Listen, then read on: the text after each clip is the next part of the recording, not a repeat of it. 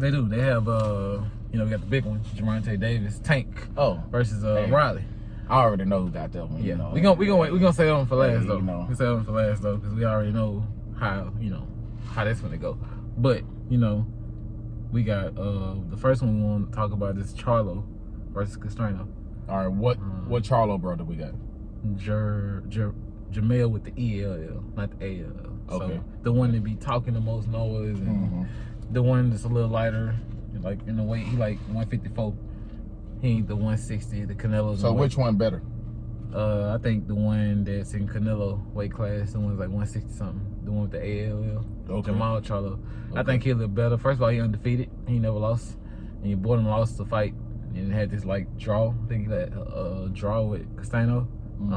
So that's why he's doing a rematch.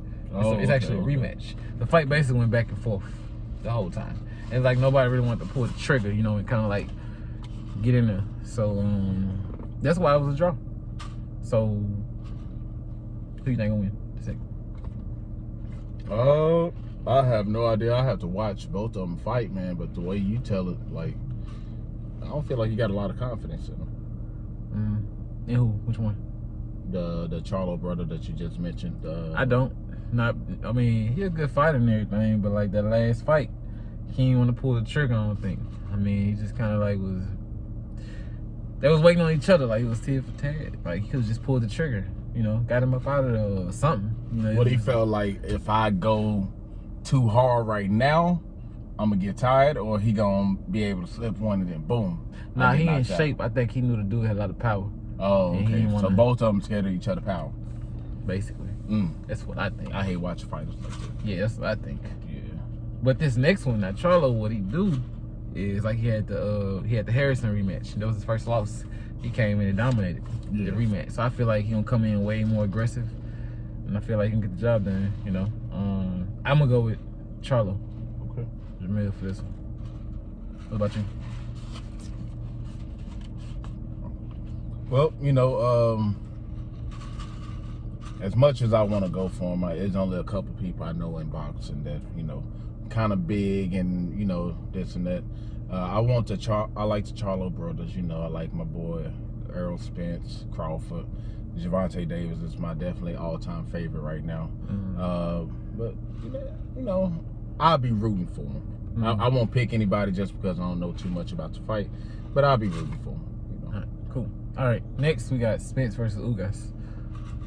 And Ugas just dethroned Pacquiao, put him into retirement. He retired to the fight. But how much of that is like actually like, do you like chalk it up to him being that great, or Pacquiao being old and kind of like not being able to move like he wants to? Well, I saw Pacquiao beat Broner, Thurman. Broner ain't nobody. Yeah. Keith Thurman, okay. All right. Yeah. All right. He knocked him down too. But that was like 2-3 years ago. 4 I think with Broner. So I don't want to like take no credit from Ugas because he almost, it was a split with Porter. And Porter, Porter fought everybody. Hey, Porter like he a real good fighter. Yeah. Like a really good fighter. He ain't like your upper echelon of great. You know what I mean? Like you got great fighters and then you got really, really good fighters who will always be like in a contingency to like, fight them. He'll always be somebody that competitive. I got you. And basically, I ain't never seen nobody do Porter like that. Like his moves, Cuban's fight totally different from anybody that you've seen fight. Hold on. What did he do to Porter? He hadn't figured out from the first round. I ain't never seen that. Porter super aggressive. People usually kind of get used to that. He ain't had to get used to it. Like Crawford, like when he was kind of like Crawford. Yeah, but I don't think he got the pop like Crawford and the dog like Crawford. Crawford the boogeyman. So that's his nickname. I'm telling you. You can look it up. He the boogeyman. Crawford is the truth. He the I'm dog. Telling y'all. I'm telling y'all. The truth. And because Crawford the truth, I want Spence to win. I do too. But I don't want it to be no more, run around. Hey man, well this gotta happen. No, Earl Spence Jr. You gotta see my dog Crawford, bro. You gotta go fight that man. I'm tired of all this, run around. Well, we gotta make sure the numbers right. Nah, go fight him. Go fight him. It's gonna be one of the biggest fights ever. It is. Y'all been holding it off for about, what, 3 or 4 years now. It's been too long.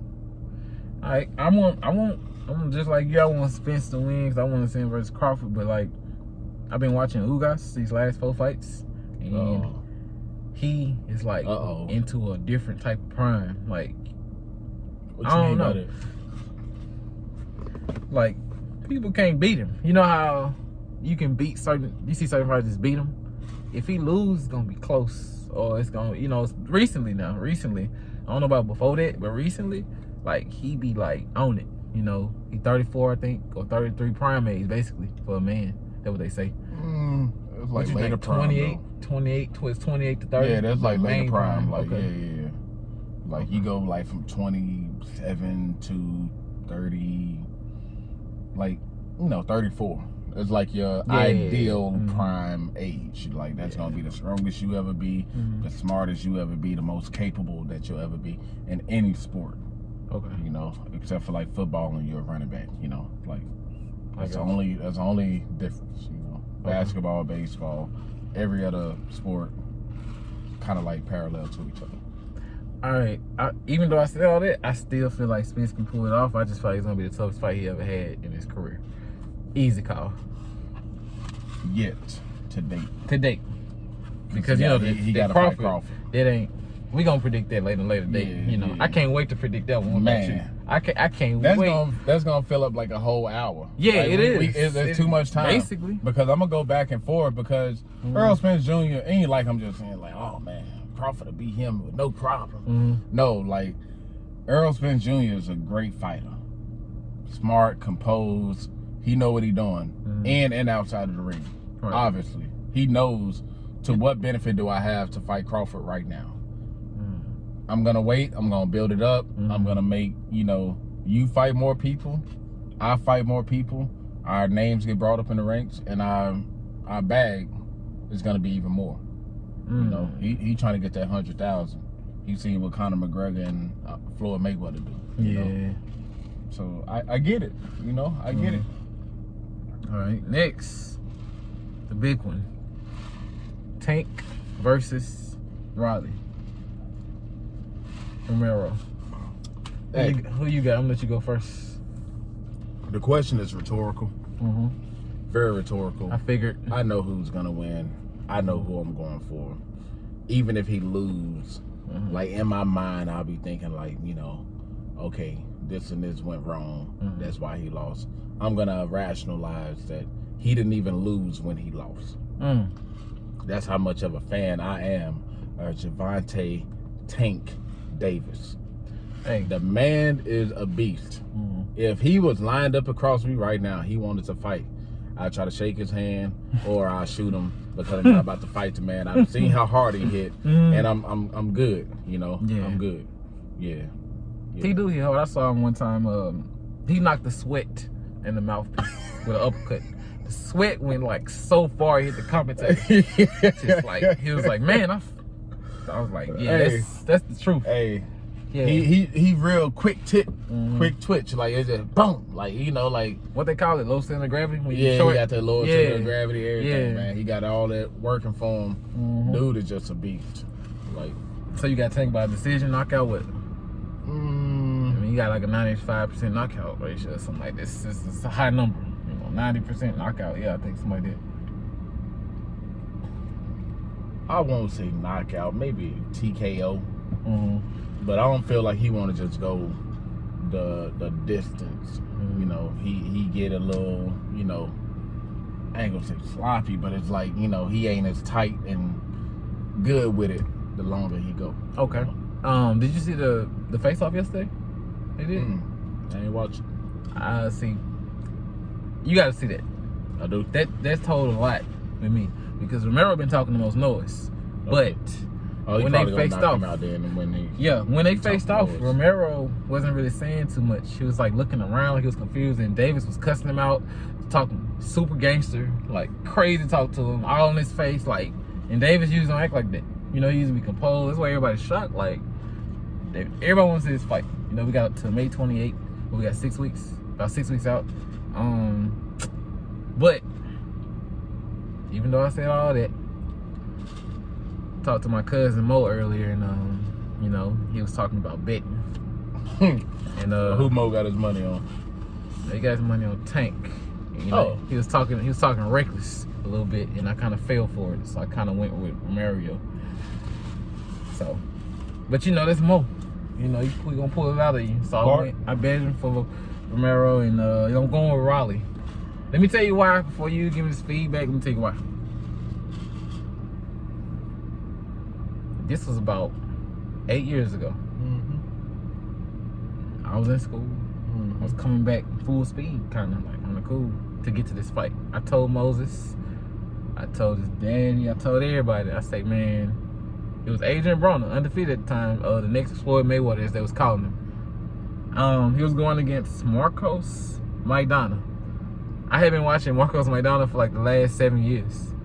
They didn't know nothing about him. All they knew was Adrian Broner was gonna be the next Floyd Mayweather, like, for sure. Like, you know, you remember that? Do you remember how everybody was saying his next Floyd no, Mayweather? like, y'all told me about Broner. There you go. Y'all was like, man, Broner good. And I'm like, y'all boosting him up, like, you know.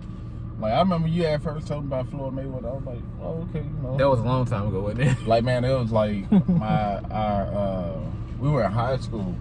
It was in sophomore, bro. It was 10th grade. That was 15 years ago. It was about 15 years ago. Man, that was 10th grade. 15 you told years me ago. about him. Mm-hmm. You was like, man, that dude the truth. He the best boxer ever. I was like, hold on now. It's too early to say he the best. But for sure. Yeah, he came out to be one of the best fighters ever. Like, ever. Like, hey, he up there. You think about Mike Tyson, Muhammad Ali, Floyd Mayweather. Yeah, he's one of the GOATs. Your Mount Rushmore of boxers, you know. Put him on the mountain. But so with that being said, bro, I told everybody, JR, Mo, his daddy, everybody, like, I think I even told Jude, Janez, I told everybody, I said, hey, Broner is not ready for Maidana. I said, because Broner has not had a fighter that don't respect his power, don't respect him, and is gonna come at him reckless. Throw him out of the ring if you have to. And they didn't never see Maidana fight, so they didn't know he was living like that. And they was all laughing, you know, especially Mo. He'll tell you. Mo was like, man, you tripping. Broner got this. You know, I was like, I'm telling you, Maidana, I don't know if I said Maidana gonna win, but I said this is gonna be real tough for Broner.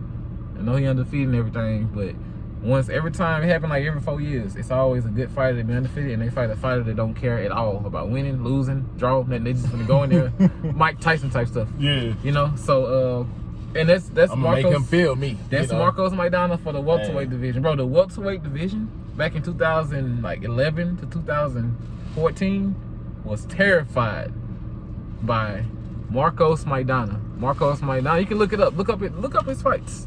I like him because he's a dirty fighter. Yeah, he was dirty. He ain't care. Like, they're my type of fighters. Exactly. You know, it is what it is. You know? I like somebody who's gonna mix it up. He don't mind going hard, being dirty. Hey. Yeah. So what happened meant to be entertaining. Exactly. So look, so what happened was, you know, I was flying, coming from Shreveport, coming from school. Man, the fight started when I was about in Monroe. This how fast I was going, bro. The fight started, like you know how they sing the national anthem and everything. That was going on, because I called him on when I heard it. It's like, it's about to start, bro. I got the wins rose the second round. That's how fast I was going. When I walked in, Marcos Maidana had hit him with like a fake to the body or something. And he hit him with an overhand right or a left hook or something. And he dropped it as soon as I walked in. So you know me. I say, Mo, I told you. You know, I'm talking noise, you know, this and this. And they like, oh, no, they got so much confidence in Broner. I'm like, y'all must don't know who Maidana is. It's not finna stop.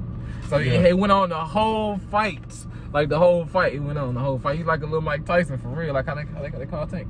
So, but I had to say this, bro. I ain't saying Tank gonna lose, but them first 4 rounds is gonna be the roughest rounds of his whole entire professional career. I'm glad we're recording this. I'm glad we're recording this, bro, because like usually I be saying this and then they record and it just be me and Mo talking, or me and Jay, or me and my older brother Pee Wee. But I'm telling you, ain't no way he winning all 4 of them first rounds. Okay. I see him definitely losing at least 3 of the 4.